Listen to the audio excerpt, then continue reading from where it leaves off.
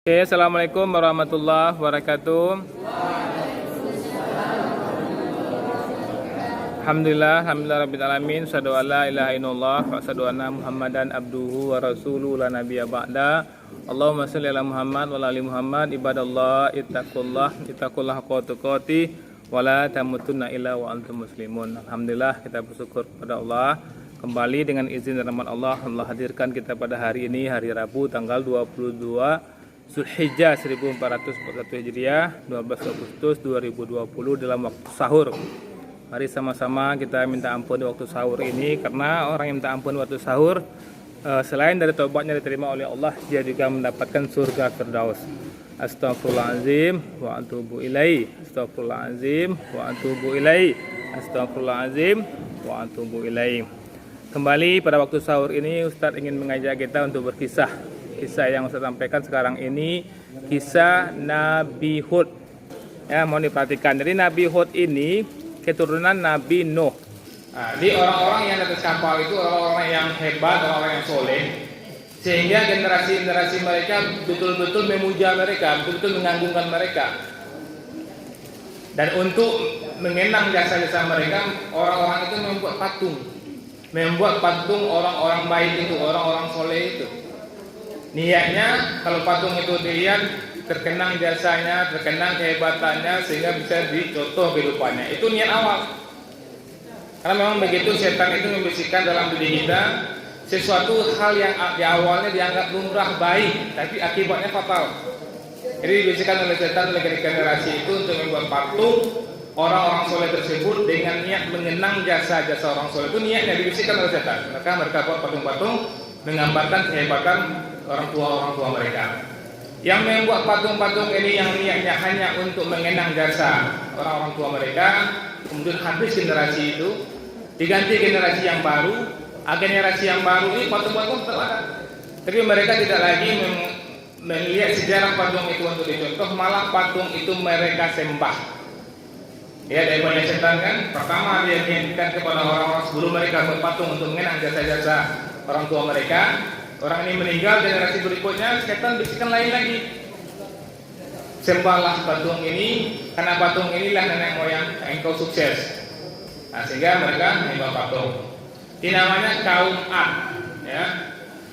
Kemudian melihat suasana seperti itu, ya, Allah Subhanahu Wa Taala mengutus dari kaum itu sendiri, dari kaum Ad itu sendiri, nabi yang bernama Nabi Hud. Jadi Nabi Hud dari kalangan kaum Ad sendiri. Ya, Allah menggambarkan hebatnya kaum Ad itu. Ya, kaumnya Nabi Hud itu hebatnya. Dan menyebabkan mereka sombong itu, yang pertama, mereka itu punya tubuh tinggi dan kuat. Tinggi, kuat. Jadi kalau tingginya dalam sejarah bermacam-macam. Tapi Ibnu Katsir yang mengatakan tinggi Nabi Adam itu 150 meter. 150 meter tinggi Nabi Adam. Dari Nabi Adam sampai Nabi Muhammad berkurang. Berarti di zaman kaum Ad ini itu tingginya tidak lebih dari 150 meter. Dan di sini dikatakan tubuhnya kuat. Bisa dilihat dalam surah Al-A'raf, ya. Surah Al-A'raf ayat surah ke-7 ayat 69, kata Allah, apakah kamu tidak percaya dan heran bahwa datang kepadamu peringatan dari Tuhanmu yang dibawa oleh seorang lelaki di antaramu untuk memberi peringatan kepadamu, dan ingatlah oleh kamu sekalian di waktu Allah menjadikan kamu sebagai pengganti yang berkuasa sesudah lenyapnya kaum habis kaum Nuh, masuk kaum Ad ini. Dan Allah gambarkan di sini, dan Tuhan telah melebihkan kekuatan tubuh dan kerawakanmu daripada kaum Nuh. Nuh itu kakeknya, tapi keturunannya lebih kuat daripada Nuh. Maka ingatlah nikmat-nikmat Allah supaya kamu mendapat keberuntungan. Yang pertama, kaum Ad itu tubuhnya tinggi dan kuat, dan ini menyebabkan mereka sombong. Jadi, kalau ada kalian di sini yang merasa sombong dengan kekuatannya, maka sama dengan kaum Ad yang dibinasakan oleh Allah Subhanahu Wa Taala. Bayangkan gambaran kekuatan kaum Ad ini. Kan di situ tidak hanya ada kaum Ad, kehidupan dunia ketika itu tidak hanya ada kaum Ad, juga kaum-kaum yang lain dan kabilah-kabilah yang lain. Kalau terjadi peperangan, mereka tidak perlu menyerbu banyak orang, cukup satu utusan saja. Satu orang saja pergi ke kaum itu, hancur kaum itu. Begitu kuatnya. Nah, jadi kalau ada pula di sini yang kuat, yang bisa membuli adiknya, abang-abang yang kekuatan membuli adiknya, mengancam adiknya, sama dengan kaum Ad. Yang pertama, orang sombong karena tubuh tinggi dan kuat. Kedua, mereka mampu membangun yang megah. Mereka menjadikan gunung sebagai rumah. Ada orang kan membangun rumah di atas gunung, kan di bawahnya kerikil, pasir, semen, di atas gunung dibangun rumah. Itu bisa kita lihat di Gunung Pangilun, di Gunung Padang, di Bukit Padang, banyak orang membangun rumah di atas gunung. Tapi kaum Ad, gunung itu dibuatnya rumah. Ada yang kekuatan uki-uki rumah itu di gunung jadi rumah. Sehingga mereka itu kuat dan mereka mampu membuat benteng yang kuat. Maka ketika kehidupan kaum Ad ketika itu, mereka lah negara adik kuasa. Kalau sekarang negara adik kuasa Amerika ya, sekarang diikuti oleh Cina dan India yang akan menguasai. Tetap ada dunia ini, negara ini dikuasai oleh negara lain. Sekarang ini Amerika. Nah ketika itu kaum Ad ini, nah inilah menyebabkan mereka dengan tubuh yang kuat dan bangunan yang megah. Bayangkan yang diceritakan di sini, kalian kan pernah pindah rumah. Oh tinggal di Solo, pindah ke Batu Sangka, pindah rumah kan. Kalau kaum Ad ini rumah itu dipindahkannya gitu. Kalau yang pindah kata lain kan nyongkek rumah tuh. Itu yang pindah rumah. Kalau awak pindah rumah kan, kau berumah kau nyepindahan. Itu sejarah orang lah kuatnya itu. Sehingga dengan kekuatan itu mereka sombong ya. Itu catat ya kenapa apa kelebihan yang Allah berikan kepada kaum Ad. Nah, kemudian Allah utuslah Hud karena mereka sombong, mereka angkuh seperti itu, ya mereka sekaya-kayanya, semua hasil pertanian mereka menjadi, kemudian mereka sombong, ya karena Allah suruh Hud untuk mendakwahi kaumnya sendiri. Ada 5 metode dakwah Nabi Hud. Yang pertama, dengan kelembutan dan tanpa pamrih. Ini Allah gambarkan dalam surat Hud ayat 51. Hebatnya ada surat Hud ya. Ustaz berkisah tentang Nabi Hud dan ada surat Hud dalam Al-Quran. Di surat Hud 51, coba baca artinya keras. Hai kaumku, aku tidak meminta imbalan kepada atas seruanku ini. Imbalanku hanyalah dari Allah yang telah menciptakanku, dan tidakkah kamu mengerti? Kan luar biasa kan. Dia mengatakan wahai kaumku, wahai dunsanaku. Kan lembut dia tuh. Dicaci maki dia, dikatakan gila dia karena mendakwahi saudara-saudaranya, tapi dia mampu mengatakan hai kaumku. Dia tidak mengatakan hai orang kafir. Ya ayyuhal kafirun, ya musyrikun, bukan, tapi ya kaumi, wahai kaumku. Aku tidak minta upah kepadamu. Jadi orang yang berdakwah itu tidak ada harapan apapun, tidak mengharapkan pujian, tidak mengharapkan uang, betul-betul mengharapkan orang itu mau berubah.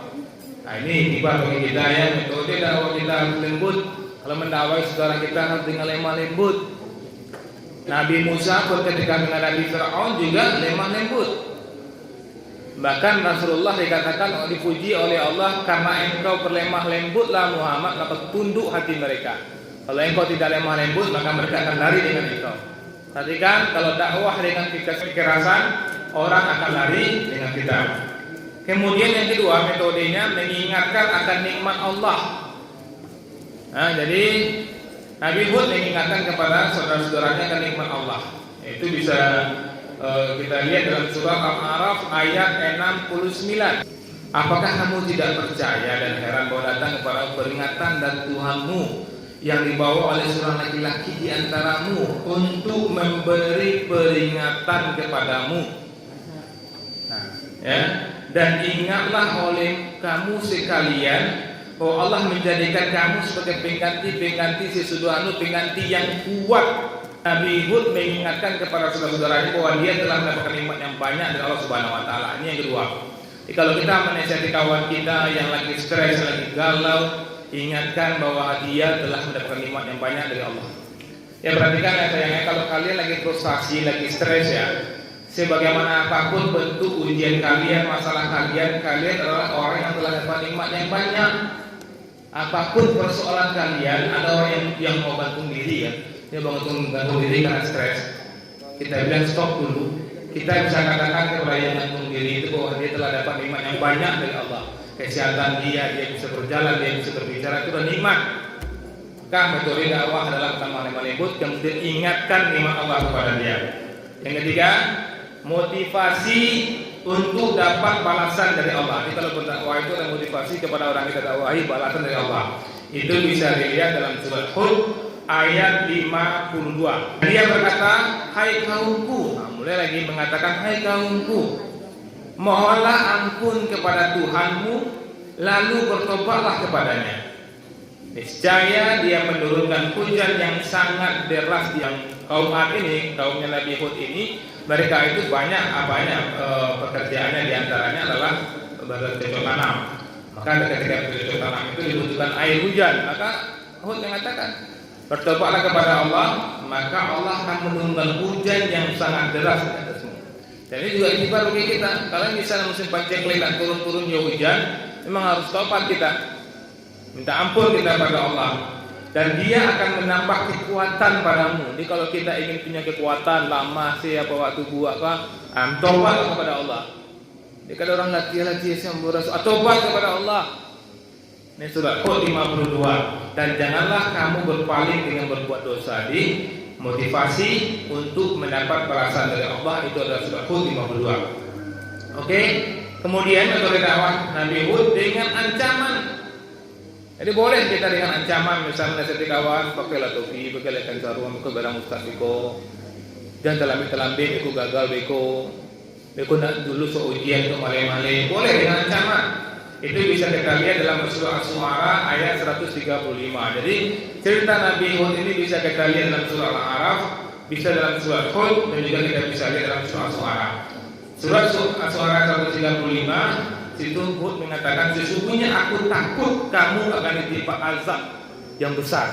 Ini sudah diingatkan oleh Hud kepada kaumnya yang masih juga jauh dari Allah Subhanahu wa taala. Nabi Hud mengatakan, aku takut kamu dapat azab yang besar dari Allah. Oke, yang kelima, berani. Jadi orang pendakwah itu harus berani, harus bangga. Nah, itu bisa kita lihat dalam surat Hud 54, 55 dan 56. Ya, di 54 kami tidak mengatakan melainkan bahwa sebagian kami telah menimpakan penyakit gila atas dirimu. Jadi Hud ini dikatakan gila oleh kaum-kaumnya. Bahkan kaum-kaum itu mengatakan patung-patung yang banyak yang kami sembah itu telah menjadikan kamu gila.